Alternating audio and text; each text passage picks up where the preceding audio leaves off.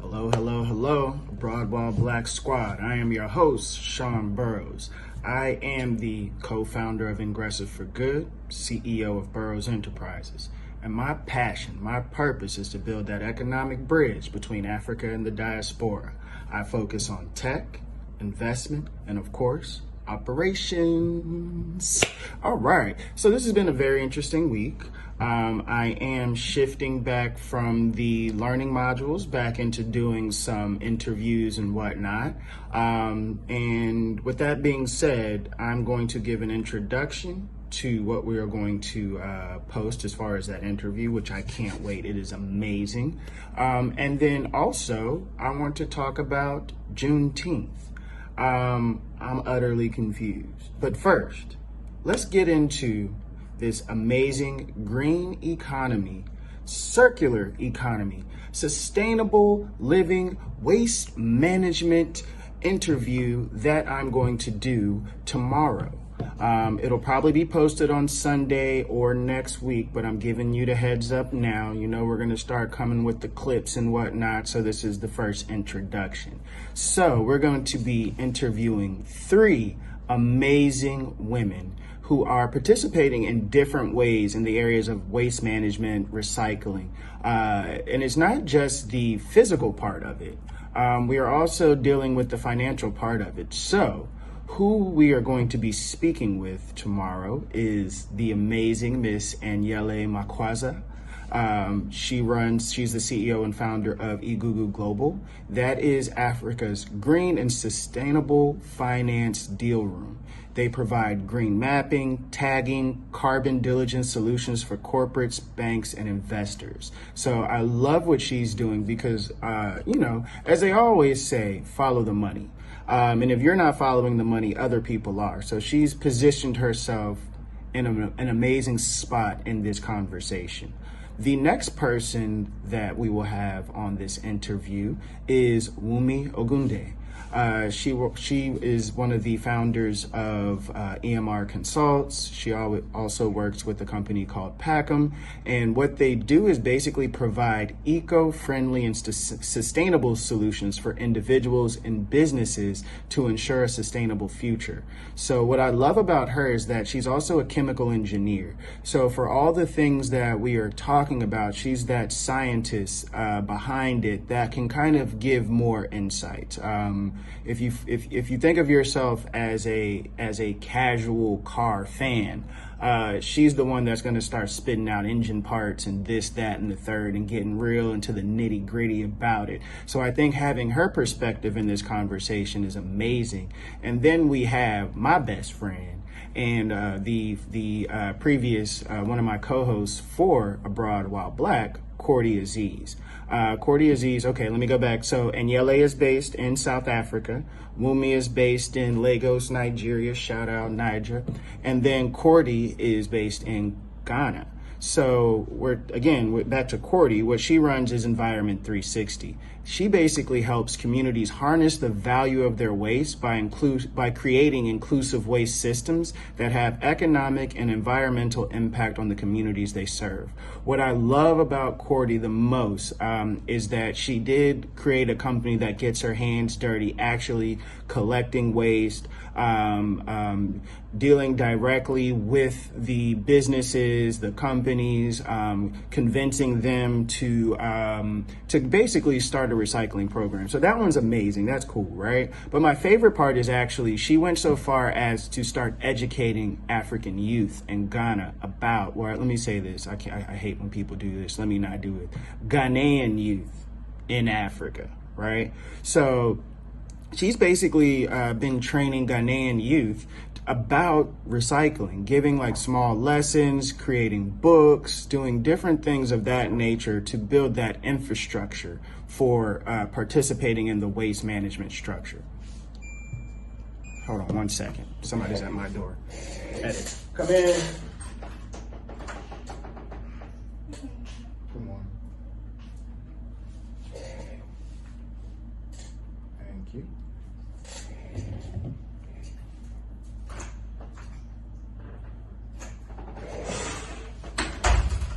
So let's get this party right back on track. So I am excited. I'm really happy to speak with these women.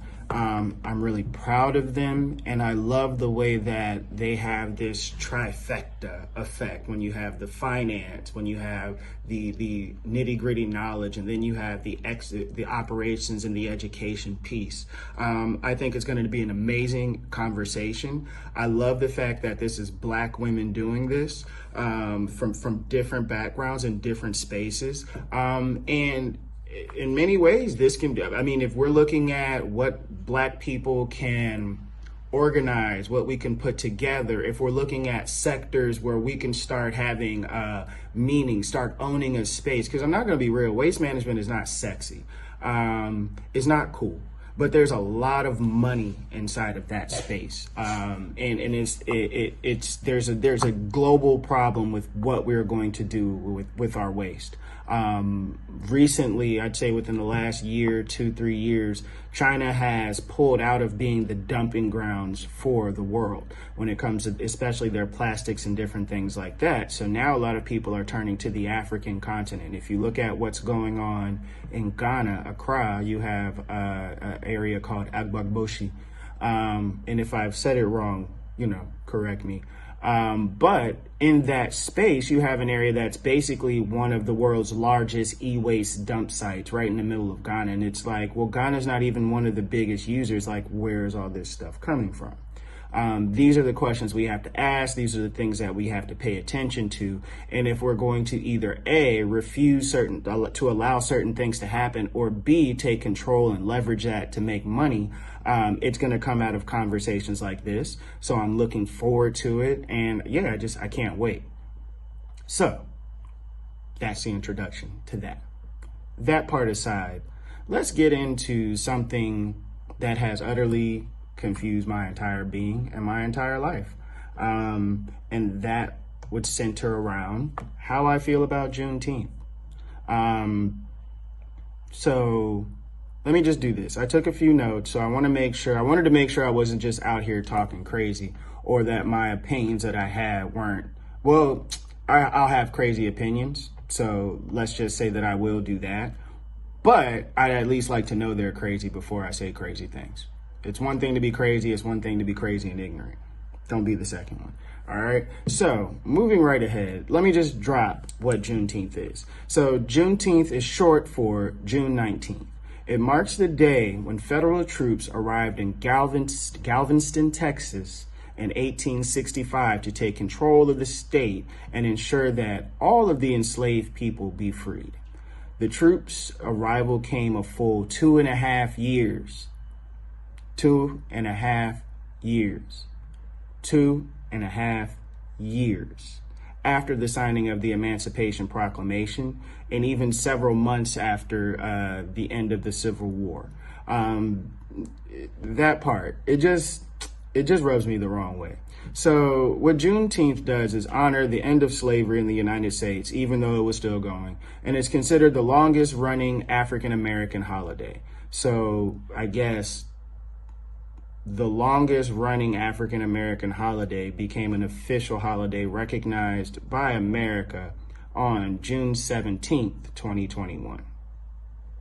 Thanks, America. Early on Juneteenth, celebrations were often involved helping newly freed Black folks learn about their voting rights, according to the Texas State Historical Association. That was a point that I picked up from an article that it gave me a little bit of life. That's where I actually truly became confused, right? Because I ain't gonna lie, I was like, man, the government, you made it a holiday. Like, I mean, there was the Emancipation Proclamation before that holiday. So technically this holiday should not have to exist, but I'm getting into a different place. So like back in the day, they were doing there was also rodeos, horseback riding, different things like that. So now Juneteenth is kind of lit. I know it from my experience especially when I was going to Jackson State University, and we used to go to Hattiesburg to celebrate Juneteenth. And again, it was a thing. It was an actual thing. So down south, we've already been celebrating Juneteenth. We didn't need an approval. We did, if it fell on a weekday, we did it on the weekend. But we were already celebrating Juneteenth. And it's those two things. The fact that 2.5 years later, before we were freed, that's basically the date that it marks, right? But then on the other side, what it was used for, especially for newly freed Black people. So that's my conundrum, right? It's a recognition of something that is appalling. It's another reminder. It's another thing where, like, I start to understand where certain people are quite sensitive to the type of Black movies that are created. There are people who are like, I don't want to see another 12 years a slave. Like, is slavery the only thing that we can talk about? So, like, I understand those people, and those people probably don't care too much about Juneteenth. And I understand that.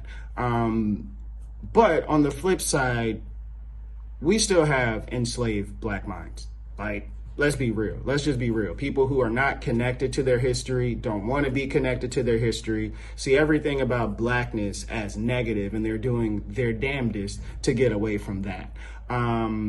There are those people in varying degrees that really don't care about Juneteenth, and making it a federal holiday is not going to make Juneteenth that much more impactful for them. It's another day off work, which is fine. So there are just a few things that I want to jump into. So I know where I'm going to land, but I'll allow you guys to follow through my thought process on whether I think them making this a holiday is good or bad. And I look because I was looking online for the conversation around this, but I want to start a conversation around this. Like, is this a good thing or not? On Facebook, my guy, one of the history professors at Jackson State University, Joshua Cotton, he's flamed me up a few times. I tried to give it back to him a few times. Very smart brother. I'd really be interested in hearing his feedback on this. But let me just give you my feedback. So the cons. I feel like we are celebrating trickery. I mean, it's one thing for us to do it privately. We're secretly between ourselves like, man, I'm glad they let us go, bro. These people were tripping, right? But it's another thing to, like, make this a thing like, hey, we enslaved those guys. And then we were like, you're free. But then we didn't even let them go for another 2 years, 2.5 years. Like, it's kind of embarrassing. Just the whole concept of Juneteenth is embarrassing. And for us to, like, celebrate that embarrassment internally with the wink and the nod and the hugs and the connection to, like, what it actually meant to finally be free to a certain extent, you know, like, it's I don't like it, man. I don't like it. I look at a lot of different races, a lot of different communities, groups of people. And what I find is most people in general do not celebrate embarrassing things. They actually try to keep it to themselves. They can talk about it, they can experience it together, but it's not something that they share with the entire world to experience. Like, that's somehow cool. Like the people, the mindsets, the structure, the different things that allow this to be possible, it still exists. It's still in place. So again, like, publicly for the world, celebrating the fact that even when we were free, we couldn't even organize and move ourselves out of that bondage. I know why. I mean, that part obviously makes sense, but it's just not something that I'm proud of. I'm happy that we're free, but I'm not proud of the fact of how it happened and how long it took. Another thing to consider in that space, I was watching a documentary on what was it? YouTube. It was some YouTube documentary. But one of the things I found in that YouTube documentary with this, which even hits me harder now that we have this Juneteenth celebration, is that there was a guy who is basically old enough to be my uncle that within his lifetime found out that slavery was over. There's a guy who is old enough to be my uncle, 50, 60 years old, who just found out within his lifetime in some deep backwater southern city that basically that slavery was over. I think that was like 20, 30 years ago. He found out that slavery was over. Like, my people, I don't think you really understand the depths of what we experience, especially from my African brothers and sisters. 30 years ago, not even, somebody was just freed from slavery. Like, it's ridiculous. Like, they still had that amount of control, that lack of infrastructure, not allowing people to travel off their lands or be exposed to other people, all these different things for several generations, to the point where this guy can be alive in this century and not know that he was not a slave anymore. That is utterly mind-blowing and ridiculous. And you have to understand that type of infrastructure, even if people do know that they're free, that type of power, control, that mindset, it still exists. So Juneteenth reminds me of that. So it's not necessarily, again, it doesn't bring up happiness to me. It makes me more stern. It makes me more focused. It makes me more driven to change the narrative that surrounds Black people all over the world. It's not like, to me, it's not like this happy thing. Now, don't get me wrong. I love ribs and barbecue. Woo, I do. And I will be consuming massive amounts every year on that holiday. But again, I take that as a reminder, because I have positioned myself to remove myself from the American context and live in a place where I'm not seen from that lens. When I'm forced to re-engage and put my mind back into the place where it was when I was living in America, knowing what I know now, I'm not proud of Juneteenth. I'm appalled, I'm angered, I'm incensed.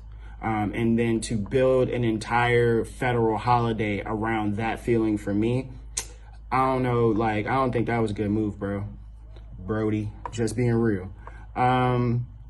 Also, again, Juneteenth is the longest celebrated African American holiday that we have. We were already celebrating it. So with that, and I mentioned that previously, so we know what's going on, and those who care celebrate, period, point blank. So for you to make it a federal holiday, I don't even think we asked for that, number one. And it feels like a government dog and pony show designed to distract us from what we actually asked for. We actually asked for police reform. We actually asked for you to stop no-knock warrants, which I was reading an article where a Black man was just killed within the past week or so on a no-knock warrant.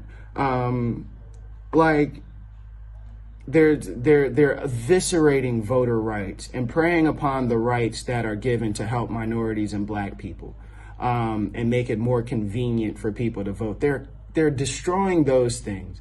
So, like, when I'm looking at the attack on, just the historic attack on the Black image, when I look at the fact that we have one of the most contentious relationships with the executive branch in government, and we're still having problems with the police. We still are in dire need of police reform to address how they address Black people in America. When I look at the economic structures and policies in place, both historically and now, I'm not happy. This addresses none of that.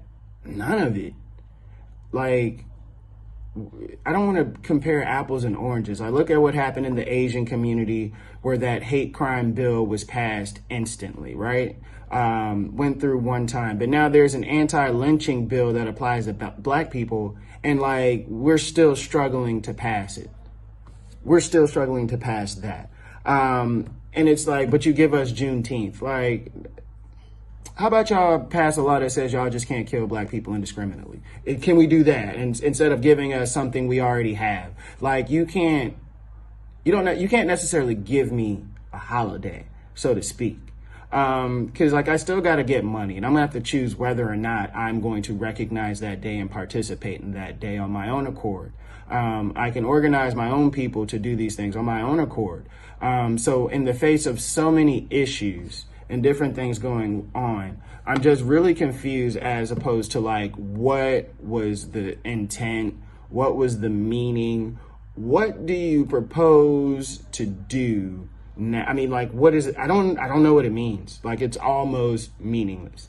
So like, that's why I'm kind of like, I'm having a negative initial response.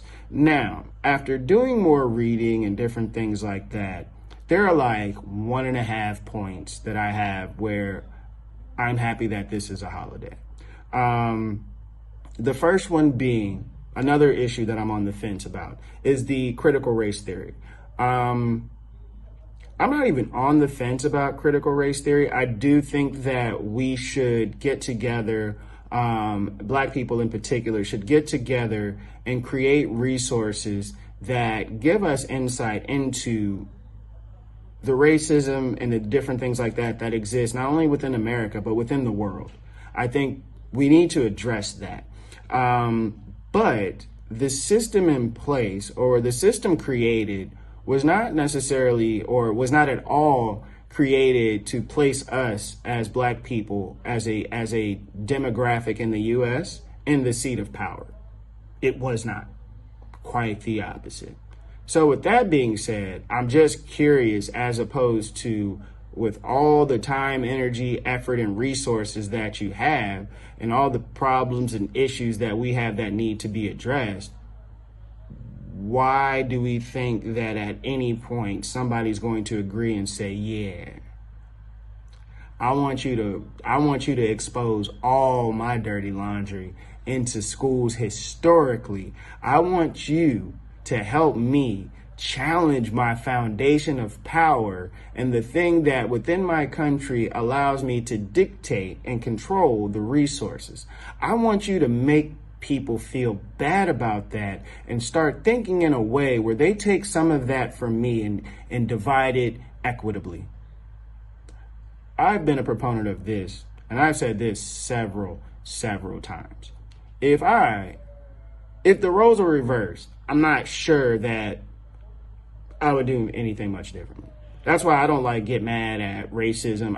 It's a survival tactic. It's a survival instinct. It's a bunch of people with similar mindsets, ideologies, and whatnot that happen to be a 12% minority of the entire world coming together to figure out how can they aggregate and amass as much control, power, and protection for themselves as they can. Because we and Black Americans in America know that it ain't sexy to be a minority. So when I see people doing certain things to build a base of power, keep that base of power, and ensure that they can pass that base of power down to their progeny, their kids, their future generations, I'm not confused about that. I get it. I would probably do the same thing. My problem is that I'm not in that group. That's my issue. I'll just be real. I'm not in that group. A lot of these things that you guys are amassing are coming from me. You're taking it from me to help somebody that's not me. So with that being said, nah, fam.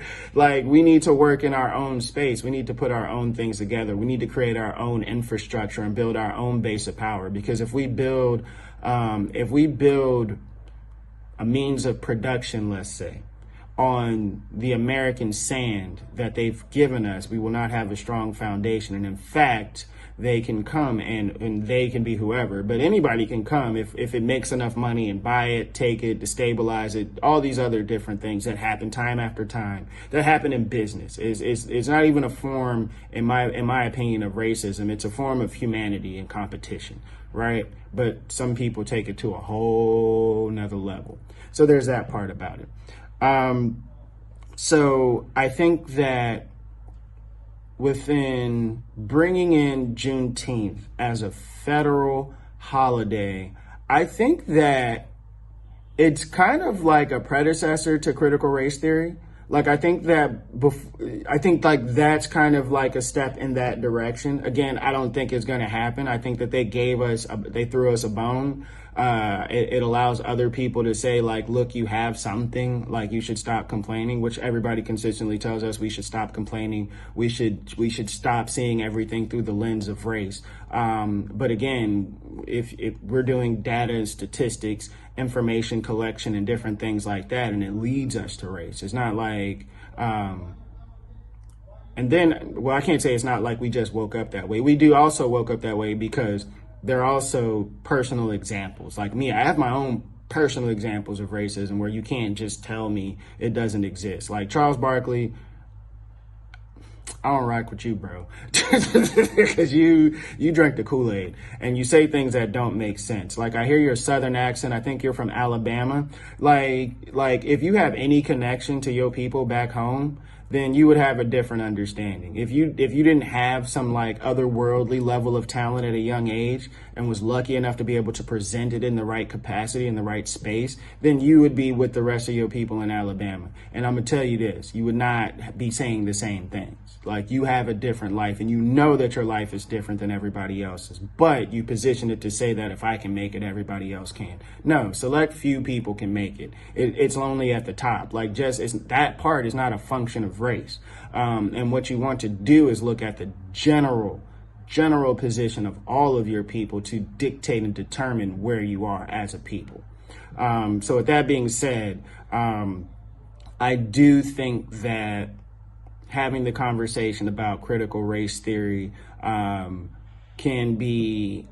build off of Juneteenth being a holiday, if that's something we think is going to happen. But at the very least, it's going to cause a thought, it's going to cause thinking, especially once you know what Juneteenth is. Then it's going to have people to start thinking a certain way, like, wait a minute, we're celebrating the freeing of slaves at this date, but I thought that the Emancipation Proclamation was on this date. If people are aggressive enough and not lazy enough to make that connection, then it'll start a mental conversation for a lot of people. If not, then we're just going to continue celebrating it by ourselves and knowing what we know. And everybody else will look at it as a free day off. Like, I know a lot of people that, like Martin Luther King Day, a lot of people take the day off. Some states like Arizona don't even want to approve it and recognize it, but other places do. And a lot of the places where they celebrate, and a lot of the people celebrating it, they don't really celebrate Martin Luther King. They're just celebrating the fact that they have a day off. So there's that. And that's a weak point as far as a pro. But I'll go ahead and give you my final pro that kind of makes everything make sense to me. I think that Juneteenth offers us a day, a time, a space, a reason to focus on Black issues. I believe that this day should galvanize and serve as a day where we assess the status quo of the Black community in all of our different places, and be able to start creating platforms and panels and discussions and different things in that space where we just start focusing on ourselves. We start focusing on our progress, and we start building the mechanisms and the tools we need to change the narrative around this, where we don't need people to make a federal holiday. There's no, like, I don't know, there's like so many days, or there's so many different demographics where they don't necessarily have holidays unless it's like a religious holiday or a war-based holiday or some type of thing like that, because they already celebrate their own things internally. Nobody's really asking for it or clamoring for it, because they already do it. You don't give me permission to celebrate my history, right? So I think, like, if we look at Juneteenth, the month of June, like a Black History Month Part 2, but more so, not even Black History, let's say Black Present Month, like the now, the status quo, like what are some of the things that we should be concerned about now? What are the things that we should be working towards to fix, and to do all those? I think Juneteenth being able to offer that type of opportunity to really think, digest, and break down where you are as a people, where we are as a people, I think Juneteenth would be perfect for that. I think it's a reminder of the fact that no matter how free you think you are, you're truly not free until you exercise your freedoms. Sometimes exercising your freedoms comes at the cost of your life, but exercise your freedoms. Again, we were free for 2.5 years before an army had to march down to Galveston, Texas to make those people let us go. And even when they made those people, or tried to make those people let us go, there were still instances where they were like, well, wait till after the harvest. Or people who were just like, no, I'm not doing it, right? So like that thing didn't, it's interesting. It's interesting. It's not, again, I don't necessarily see it as a day to celebrate. I do see it as, I acknowledge a travesty, an embarrassment, and I want to make sure I remember it so we don't repeat it. If you're Ghanaian and if you look at the Akan word, not the way you guys use it now, but the Akan word Obruni, I'm not going to say nothing here, but I'm just going to say, if you know what the actual meaning of Obruni is, to me, I have a similar feeling with Juneteenth. Like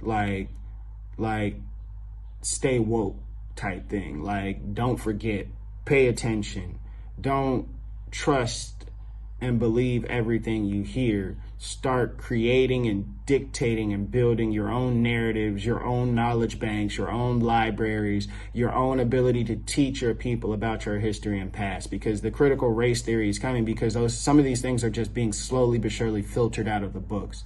They are, yeah.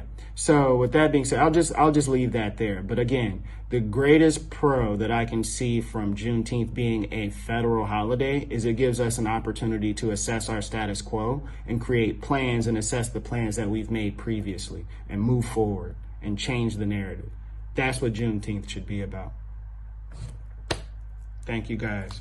Please, if you haven't already, you know what time it is. Like, subscribe, follow, check out the website. I have operations resources, things for you guys who want to start your own business, or you already have a business and you're wondering, why isn't my thing working the way everybody said it was gonna work? Because your operations is trash, homie. I'll just tell you to your face. So take a look at some of the things that I have in place that'll help you set up different things. Also, I'm looking at helping people, attract investment and be ready for investment, different things like that. So check out the resources that I have on the website. Also, check out some of the YouTube videos if you're catching me on YouTube. There's a lot of stuff that I've posted. I think we're up to 60 or 70 videos now. So there's a lot of content for you guys. Again, with the Broad While Black, we interview people from all over the world to get dynamic perspectives on our place in this world, understanding business, dating, culture, all these different things for people who want to see themselves and who can see themselves in a different perspective, a different light. Just keep in mind, your skill set and everything that you know and do may be worthless, complete, utter trash where you are. But there are different places in the world that value your skill sets, that value your perspective, and where you can make more money, more connections, and a better network doing the same things you're doing right now. That is the heart and soul of a Broad While Black. So follow us. I'm doing way more interviews now because I want to get back to talking to people, right? Also, what else? Sign up for our newsletters if you want to get the announcements and different things coming through like that. But again, that's all I have. Peace and love.